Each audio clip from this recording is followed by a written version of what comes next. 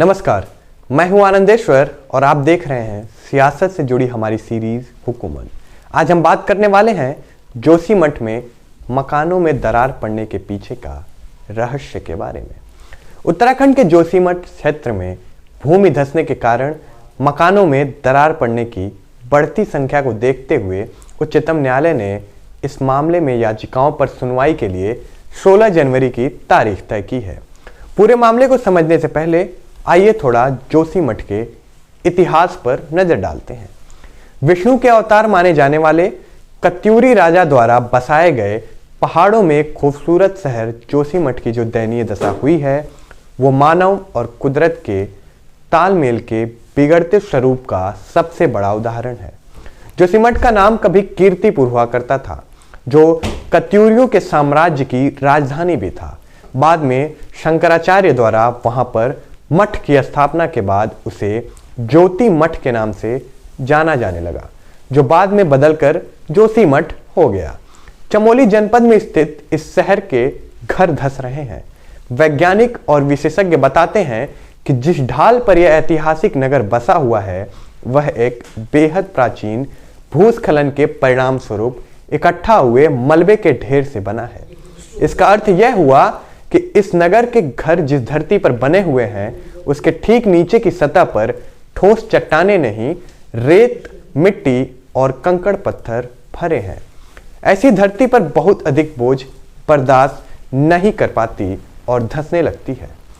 आज से करीब आधी शताब्दी पहले गढ़वाल के तत्कालीन कमिश्नर महेश चंद्र मिश्रा की अध्यक्षता वाली एक कमेटी ने 1976 में प्रकाशित की गई अपनी एक रिपोर्ट में चेताया था कि जोशीमठ के इलाके में अनियोजित विकास किया गया तो उसके गंभीर प्राकृतिक परिणाम होंगे। तब इक्का दुक्का नालों का निर्माण हुआ, लेकिन बाद में इस तरफ आंखें मूंद ली गईं। इस अनदेखी का नतीजा आज सबके सामने है। प्रभावित परिवारों को सुरक्षित स्थानों पर शिफ्ट किया जा रहा है और स्थिति से निपटने को कार्य योजना का खाका खींचा जा रहा है। इस परिदृश्य के बीच बड़ा प्रश्न यह भी तैर रहा है कि जिस तरह की सक्रियता तंत्र अब दिखा रहा है, यदि इसे लेकर वह वर्ष 1976 में ही जाग जाता तो आज ऐसी स्थिति उत्पन्न नहीं होती। दरअसल अविभाजित उत्तर प्रदेश के दौर में अलकनंदा नदी की बाढ़ ने जोशीमठ समेत अन्य स्थानों पर तबाही मचाई थी। तब कई घरों में दरारें भी पड़ी थीं। इसके बाद सरकार ने 8 अप्रैल 1976 को गढ़वाल के तत्कालीन मंडलायुक्त महेश चंद्र मिश्रा की अध्यक्षता में कमेटी गठित की। इसमें लोक निर्माण विभाग, सिंचाई विभाग, रुड़की इंजीनियरिंग कॉलेज जो अब IIT रुड़की है के विशेषज्ञों के साथ ही भूविज्ञानियों के अलावा स्थानीय प्रबुद्ध जनों को भी शामिल किया गया। जोशीमठ के धंसने की कहानी के पीछे मुख्य वजह हम इंसान हैं।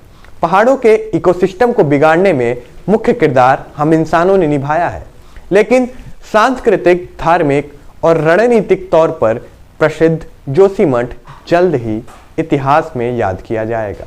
यह जमीन में समा जाएगा। यह बढ़ते शहरीकरण और भूकंपीय फॉल्ट लाइंस की वजह से धीरे धीरे हो रहा है। Tapovan Vishnugarh hydro electric project ITHDC केंद्र सरकार और उत्तर प्रदेश सरकार के बीच हुए एक समझौते के तहत बन रहा है। यह एक 12.1 किलोमीटर लंबा 444 मेगावाट का run of river hydro power project है। जब यह पूरा हो जाएगा तब 1665 गीगावाट प्रति घंटे के हिसाब से बिजली हर साल देगा। यह इसलिए प्लान किया गया था ताकि उत्तर भारतीय ग्रिड को बिजली सप्लाई दी जा सके। इस प्रोजेक्ट को प्राइमरी फंडिंग वर्ल्ड बैंक दे रहा है। प्रपोजल 2009 में आया था, 2011 में सैंक्शन हुआ, जून 2023 तक पूरा होने की उम्मीद है। हालांकि यह प्रोजेक्ट पिछले 1 दशक से ज्यादा समय से आगे बढ़ता जा रहा है। वजह है कई प्रकार की प्राकृतिक आपदाएं। वजह यह है कि प्रोजेक्ट शुरू करने से पहले सही से वैज्ञानिक तरीकों से भौगोलिक अध्ययन नहीं किया गया। वर्ल्ड बैंक के एक पैनल के पास चमोली जिले के हाट गांव के लोगों ने इस बारे में शिकायत की थी। यह गांव फरवरी 2021 में आई आपदा के समय पूरी तरह बर्बाद हो गया था, क्योंकि नंदा देवी के ऊपर ग्लेशियल बर्स्ट हुआ था। देवीचा सेंटर ऑफ क्लाइमेट चेंज के 2018 की पॉलिसी रिपोर्ट में कहा गया था कि जब कोई पावर प्रोजेक्ट बनता है तब वह पहले इलाके को प्रभावित करता है, लेकिन बाद में उसी इलाके की ताकतवर प्राकृतिक शक्ति उसे बुरी तरह से प्रभावित करती है। इस रिपोर्ट में एक और चेतावनी दी गई थी। कहा गया था कि साल 1991 के बाद से उत्तर पश्चिमी हिमालय का तापमान ग्लोबल औसत से ज्यादा बढ़ा है। यह 0.66 डिग्री सेल्सियस बढ़ा है। नतीजा यह है कि उत्तर पश्चिमी हिमालय की सर्दियां पिछले 25 सालों में लगातार गर्म होती जा रही हैं। Badrinath, Hemkund Sahib, valley of flowers जैसे धार्मिक और पर्यटन स्थल होने की वजह से जोशीमठ पर भार कई गुना बढ़ा है, क्योंकि यह इन सभी जगहों का गेटवे है। साथ ही यहाँ की आबादी भी बढ़ी है। अगर आप 1890 से लेकर अब के शहर की तुलना करेंगे तो हैरान रह जाएंगे। इतना अंतर देखने को मिलेगा कि आंखें फटी रह जाएंगी।